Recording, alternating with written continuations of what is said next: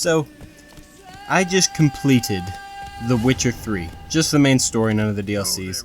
And I thought, instead of rambling to myself, as I so often do, I would talk into a microphone, as I occasionally do. The Witcher 3. Just real talk here. I'll be completely honest. When the Game of the Year awards were being announced, and for those of you who don't know, huge Fallout fan, Fallout New Vegas and 3 primarily. Not to get into that. Not to just stay away. Okay. Not to get into that. But when the Game of the Year awards were being announced, and The Witcher 3 was getting them all, and Fallout 4 was getting none, even though I saw the flaws in Fallout 4, I was so biased and so into Fallout. For some reason, I felt a weird, like, a little, like slight from The Witcher. Like, I was like, oh, The Witcher 3, what's all the hubbub of this game? What's it all about? Just ignorant, stupid, like, thoughts of, like, fanboyism and garbage like that everyone feels from time to time when they have their favorite thing and its competition beats it out on something. You know, no matter what in life, there's something like that.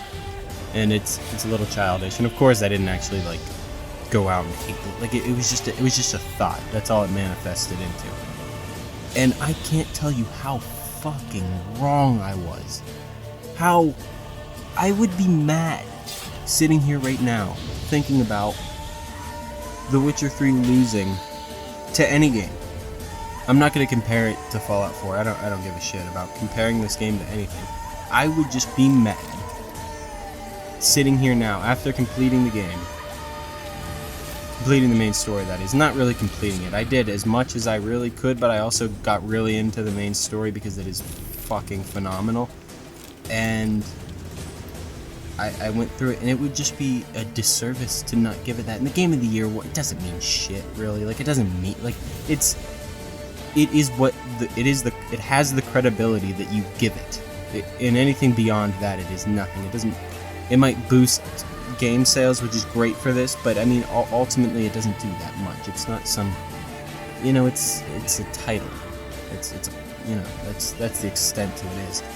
But just thinking on that thought, the real talk. But now to my, like, the thoughts on the game, and I don't even want to. There's no point in spoiling it. I don't think I need to spoil it too much. It is just so excellently done. It is so well crafted. There was a point, I think I might have even said it in a video talking about Fallout 4, about how difficult it would be for a game to ever have a great story in an open world game. Because when you think about it, there aren't that many that have it. When you have an open world game, you are given so much freedom within that. Especially games that are sort of sandboxy and have so many things to do in them. You know, it's one thing when you have an open world and the only thing to do in that open world is to really kind of explore but do the main quest. That's one thing. And even then, not that many great stories coming out of open world games in that style. But then you take a game like The Witcher 3 that is completely free. And there are many worlds within it. You know, you have different open worlds within each one. You have Velen and Novigrad, which are kind of combined within one another, and it's the giant main centerpiece. And then you have open world. Then you have Kaer Morhen, which is sort of a smaller upper part. Then you have Skellige, which is a giant set of islands, and it's huge in its own. There's so many different, you know, parts and pieces to this game, and they still manage. Not just manage. Manage is not the right word. They flourish. They, like silky silk butter, just smoothly go throughout this wonderful story within this open world, and you're allowed to stop and go explore, but it's such a good tale, and the characters drive it so well that you want to get back to the story. You don't want to leave it hanging. Your mission is prevalent. It's put in front of you. And goddamn, do the loading screen graphic novels push it into your head. And another thing about this game, I say loading screens, and I said that like it was about. There are no loading screens really in this game. Once you start playing, you can just keep playing. The only time there's a loading screen is when you fast travel. So don't fast travel, you noob. I'm kidding. That eventually you're going to. But or traveling in between the different world spaces, which you don't do like incessantly. Like it's just kind of like, oh, okay, I'm gonna go check out SCAVENGER right now. I want to go do some stuff there. Maybe there's a quest there that you want to go do or catch back up on. That's the only times. But really, like, you can go from one point of the area to the other without a loading. It's incredible. It's incredible. And just to put it into perspective a little bit more, for anyone who hasn't played the game, there's the city of Novigrad, which is the main city space, and it is very like. You'll find a lot of like hamlets and stuff like that in the Velen area, but there's Novigrad, which is, it puts. I don't want to compare, but I'm gonna do it anyway, because I'm a jerk. But it puts to shame any game that has like a city in its open world. Like Novigrad is huge. It's huge. It's a city. Like, it is a city. It's not like, oh, this is like representative of a city. Like, I'm not gonna say any names or say any words, because it's not about those games. This video is about The Witcher 3. It is just, I don't know how to explain it, but it's just like, imagine an open world in a game that you've played. Now make it a city. Now that is Novigrad. Novigrad is an open world city. It is huge, and it flows together so perfectly. Now back to my original point.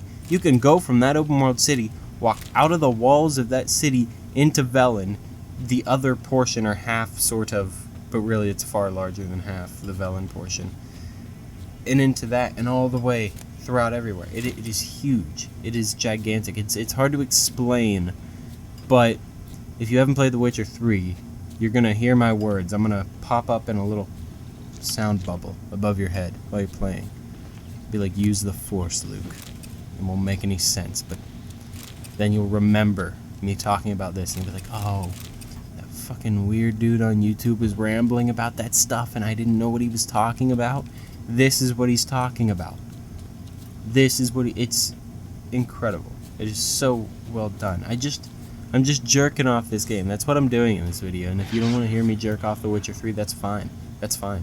Go play it. Stop listening to me and go play it, because it deserves it. I haven't played the DLC yet. I haven't played Hearts of Stone, and I haven't played Blood and Wine. I will. But what I'm going to do, and I've put over 100 hours into this game already. I haven't done everything. I've done a lot. I've beaten the main story, all the main side quests, and most of the subsidiary side quests as well. I've done a lot. Not everything. Now, I did my save, I made my choices, over 100 hours into the main story. I'm going to stop there. That save is gone. It is irrelevant to me. I'm smacking my metal desk. I am going to start over on new gameplay. That's how much I like this game. I haven't, like, this game is just, often when I beat a game, or when I finish a TV show, a really good TV show, or I watch a really good movie, I want to stop. I want to leave it there. You know, there are a few exceptions to that. Very few exceptions to that, and most of them are only video games. There are very few movies or television shows that have gone back to after the fact. I don't know why. A lot of people talk about, like, they like a game or a movie or something, and they just immediately hop back into replaying it. I never do that, really. I never do that. You know, I'm on, like, the same goddamn Fallout 4 save I've been on since the game came out.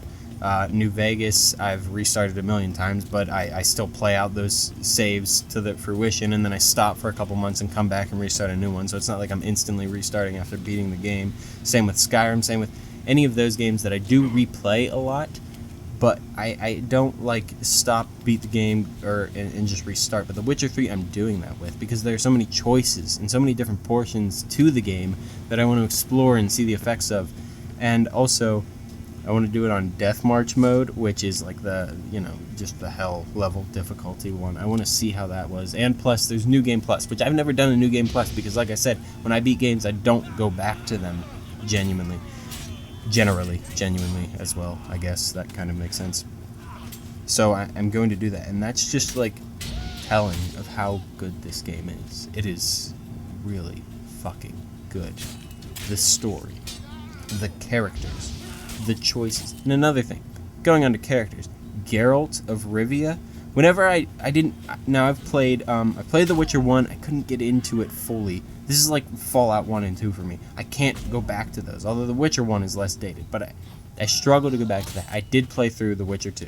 I played The Witcher 2, and that's a very good game as well, and I recommend that you play that before The Witcher 3, because your save from that game can port over and affect a lot of this game. And part of me wants to take the New Game Plus and not have those effects, because they're characters from The Witcher 2 that if you kill will not appear in The Witcher 3. And I would like to see those characters in The Witcher 3, or see some effect of them, if that makes sense. I don't want to spoil anything, so I'm not going to go any deeper than that. And also, don't spoil stuff in the comments. I guess you can, to an extent. Nothing about the DLCs, I swear to God. You're done forever. Yeah, we'll leave that there. Don't ask for it. I shouldn't have even said anything. But the effects from The Witcher 2 do carry over. And I lost my train of thought. But Geralt of Rivia. Whenever I first heard about The Witcher and saw clips of Geralt, I'm like, he seems like kind of a boring character. I don't know. I was just a Witcher hater, I guess. It sounds like it, doesn't it? Not anymore, clearly. But I've been rambling so long that my monitor just blacked out, and I was like, oh god, what happened? I clicked space, and that stopped the recording. Anyway, I thought the Geralt of Rivia would be kind of a boring character. No, wrong, false. He can convey so much emotion with being a very dry person. The level of detail that goes into how he expresses his emotion is beyond his voice, is beyond how he sounds, is beyond what he looks like, even though he does look like a pretty interesting character. He's certainly not your run-of-the-mill main protagonist, even though he is, in some ways, he kind of looks like that white knight stereotype looking character, but he's a lot more than that. He's different. He's an anti-hero in a lot of ways. He's not an altruistic, loving, great human being. He does have a lot of that in him and the potential for it, but ultimately a lot of those little things can come down to you. Something to remember when you're playing Geralt in this game is this is not Skyrim. This is not Fallout. You don't get to decide that Geralt's going to murder an entire city of people, because he's not. This is not your story. This is Geralt's story. And I like that. I like that a lot, because it allows a contained story to be told.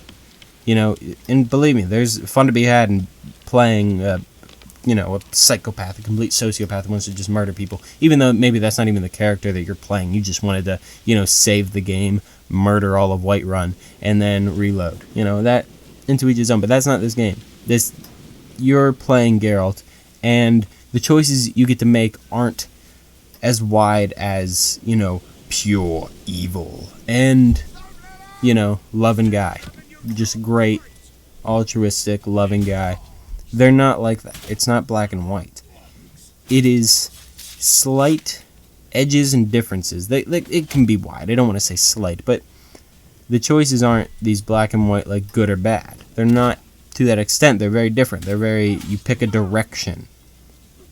And that's the extent of the choices. I don't want to spoil anything and give an example, but the choices are not black and white like that. They're very, how do you act in this situation?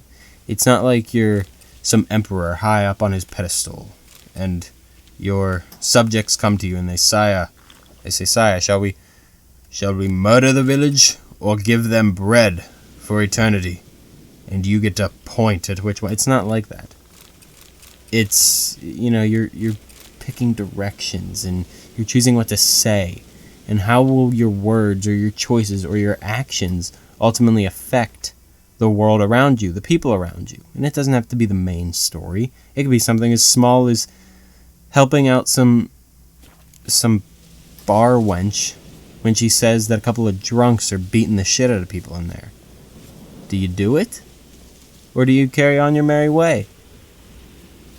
Who knows? She didn't offer you a coin. What do you want to do? And that's one of the more basic choices. Some of the choices get hard. There, very few times in a game have I let go of the mouse and keyboard, put my hands on my head, and just gone, oh, what the fuck, to myself. That doesn't happen too often in games, but in this one it did. I just like, what do you do here? Because you ultimately start thinking about, what will the effects of this be? I'm kind of stuck between a rock and a hard place here. I don't know what to do. What do I do? And then occasionally they'll put that little timer on you. It's like a sliding yellow bar, and you have to answer before the end of it, and you better goddamn answer. I don't know what happens if you don't, because every time I was just basically peer pressured by that little yellow bar to answer something and say something in the situation or do something in the situation. It is an intense game. The choices matter.